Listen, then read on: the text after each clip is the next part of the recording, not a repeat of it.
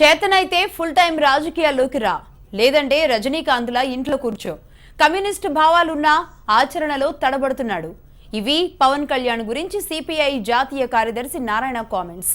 ప్రత్యామ్నాయ శక్తిగా ఎదిగే సత్తా పవన్ కళ్యాణ్కి ఉందని, అవసరమైతే పవర్ స్టార్తో చర్చలకు తాము సిద్ధమని అన్నారు. జగన్ను కూడా పార్టీలో చేర్చుకుంటామని చెప్పిన చంద్రబాబు తనయుడు లోకేష్ రాజకీయ అజ్ఞాని అన్నారు నారాయణ. సంతోషం, అదే కొనసాగించమని కోరుతా ఉన్నా. అయితే అది కొనసాగించేటప్పుడు నడకలు కరెక్ట్గా ఉండాలి, తడబడకూడదు. తడబడే నడకలతోటి కమ్యూనిజం సాధించడం సాధ్యం కాదు. ఆ వైపు నడకలు జాగ్రత్త చేసుకొని నడవమని చెప్పేసి నేను కోరుతా ఉన్నాను. అదేవిధంగా ఈ ప్రత్యేక హోదాకు సంబంధించి వచ్చినటువంటి అంశం కూడా వచ్చింది. ఈ ప్రత్యేక హోదా అనేది రాబోయే రోజుల్లో ఒకసారి రాబోయే ఎన్నికల్లో అదే ప్రధాన ఎజెండా అవుతుంది. ఎవరు వద్దన్నా కాదన్నా ప్రత్యేక తెలంగాణ విభజనవాదం ఎట్టయితే ఒక ఎజెండా అయ్యిందో అదేవిధంగానే ఈ ప్రత్యేక హోదా అనేది కూడా ఒక ఎజెండాగా మారిపోతుంది. దానిపైన ఎన్నికలు జరుగుతాయి. దాని కూడా ఎంత లాభం వస్తుందని నష్టం తర్వాత విషయం. తెలంగాణ విషయంతో మాత్రం సోషల్ వచ్చిందంటే అక్కడ సోషల్ రాలేదు, అధికారం మార్పిడి తప్ప అంతకన్నా మించినటువంటి ఏమి లేదని చెప్పేసి చూస్తాను. ప్రత్యేక హోదా పైన కూడా అట్లాంటి రావచ్చేమో.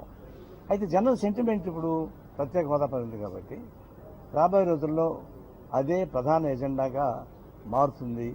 దాని మీద ఎవరు నిలబడతారో చూడాలి. జనం ఆవేశం ఉంది కాబట్టి మాట్లాడుతున్నారు చెప్తే అంతకన్నా మించి వాడు మాట్లాడతారని అనుకోవడం లేదు. అడైతే వామపక్షాలు తెలంగాణ లాగా బలంగా లేకపోయినా వామపక్షాలు తర్వాత కలిసి వచ్చేటువంటి వాళ్ళని కలుపుకొని ఒక ప్రత్యామ్నాయమైనటువంటి ఈ ప్రజెంట్ సెటప్కి వ్యతిరేకంగా ప్రత్యామ్నాయ రాజకీయ వ్యవస్థ రావడానికి ఒక అవకాశం ఉంది. అలాంటప్పుడు పవన్ లాంటి వాడు జాగ్రత్త చేసుకుంటే మంచిది. ఈ తడబడదు నడుచుకుంటూ పొద్దున మాట్లాడి మధ్యాహ్నం ఒక మాట సాయంత్రం ఒక మాట్లాడుతూ ఉంటే పెద్ద ఉపయోగం ఉండదు. నేను ఎందుకు ఆ మాట చెప్తానంటే రాబోయే రోజుల్లో ఈ రెండు అధికార ప్రతిపక్షాలపైన అసంతృప్తి వచ్చే మాట వాస్తవం. దాని సక్రమైన పద్ధతుల్లో రాష్ట్ర ప్రజానికానికి ఉపయోగపడేటువంటి రాజకీయ వ్యవస్థ నిర్మించాల్సిన బాధ్యత అందరిపైన ఉంది. ఆ బాధ్యతను గుర్తిరిగి అందరూ ప్రవర్తిస్తే బాగుంటుందని నేను అనుకుంటున్నాను. ఇప్పుడు పవన్ లాంటి వాళ్ళు నిజంగానే ఆయన తిరుపతిలో ఇచ్చిన ఉపన్యాసాన్ని బేస్ చేసుకొని ఆయన ముందుకు వస్తానంటే తప్పనిసరిగా మాట్లాడతాము. పవన్ కళ్యాణ్ ఆ రోజు మాట్లాడినటువంటి ఉపన్యాసంలో టీడీపీ క్యాబినెట్లో 60% ఆఫ్ ది క్యాబినెట్ మెంబర్స్ అభిప్రాయం ఆయన చెప్పాడు. అంటే వాళ్ళు బయట చెప్పలేకపోతున్నారు. టీడీపీలో ఉన్నటువంటి మంత్రులు బయట చెప్పలేకపోయారు. వాళ్ళని ప్రతిబింబించే పద్ధతిలోనే ఈయన పవన్ కళ్యాణ్ మాట్లాడి నాకు అర్థమైంది. అందువల్ల ఇది చర్చ వాళ్ళకు ఉంది, వాళ్ళ దృష్టిలో పెట్టుకుంది. చాలామంది మంత్రులు మా అభిప్రాయం ఆయన చెప్పే అభిప్రాయం ఉన్నారు. ఒక దివాకర్ రెడ్డి అంటే వాళ్ళు అనవసరంగా ఏదో బాధ్యత మాట్లాడొచ్చారు, కానీ మిగతా విషయాలు మాత్రం అట్టే కనిపిస్తుంది. ఇప్పుడు నేను పవన్ కళ్యాణ్ ఉపన్యాసం మొత్తం బేస్డ్ నేను మాట్లాడలేదు. ఆయన అనేక గ్యాప్స్ ఉన్నాయి.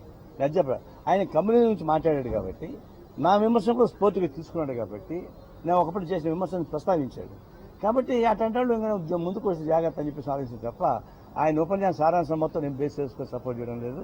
ఆయన అంశాలని కానీ ఆలోచనలు కానీ యాక్టర్స్ కానీ పూర్తి సపోర్ట్ చేయడం లేదు. ఆయన ఇన్స్టెంట్ రియాక్షన్. నాకేం చెప్తానంటే అది ఒక మంచి లైబ్రరీ ఉంది, మంచి ప్రోగ్రెస్ పుస్తకాలు ఉన్నాయి, అది నాకు తెలుసు. ఎక్కువ చదువుతాడు, అన్నీ ఉన్నాయి, బేసిక్ పునాదులు బాగానే ఉన్నాయి, ఉపరితలమే బాగలేదు. ఆ ఉపరితలం జాగ్రత్త పెట్టుకొని కొడతా ఉన్నాయి. ఉండదు కాబట్టే ఫుల్ టైం కావాలి అడుగుతున్నా. ఫుల్ టైం రమ్మని కోరుతా ఉన్నా. ఆ రోజు చెప్పాను, అయ్యా రజనీకాంత్ ఇంట్లో పడి ఉండు, లేకపోతే రాజకీయాలు రావాయను అని చెప్పి చెప్పిన. దాన్ని నేను మార్పు లేదు.